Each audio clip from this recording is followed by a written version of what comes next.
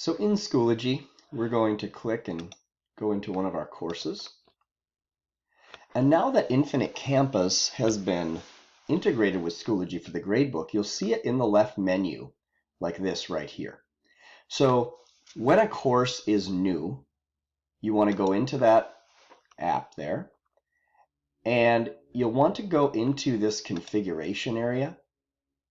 And in the configuration area, you need to map or connect your Infinite Campus categories with your Schoology categories.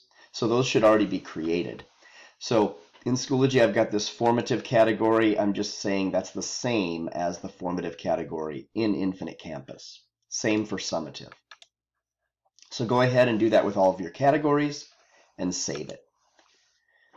That'll take just a moment. It'll give you a confirmation that that's been saved. Now, there's also a sync grades area here. And so we'll go in there. Now, I've synced a few grades previously in this test class, but there's one that hasn't been synced, this assignment 4.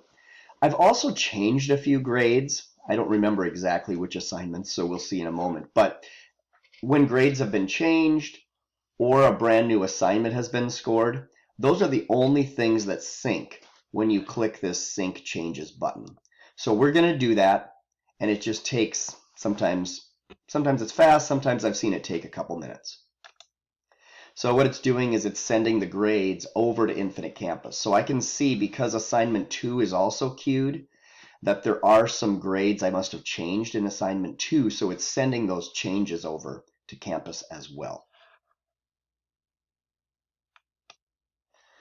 And once the sync has completed, you'll see successful, like we do here, on everything. One more area where you can trigger a sync is actually in the gradebook itself. So we'll go there. So in the gradebook itself, you have 2 new icons. You have an icon to sync changes, so you can just click that, and that will sync the changes, just like that previous screen I showed you. So whichever area you find easier, I would do that. And then this will also show you the sync status log, so it would show you a timeline of if things synced correctly or not. So we're going to look also at the bulk edit area as long as we're here, because there's one new additional option in the bulk edit area. Way over on the right side, you can see this column for sync to SIS. So anything that has a check mark by it has been selected to sync to Infinite Campus. So that's something important to note. Let me go back to the beginning of the course. And when you create assignments now, you're also going to see that same sync to SIS checkbox right here. So that's the default. Whenever you create something new, the assumption is that you're going to want to sync this over to Infinite Campus.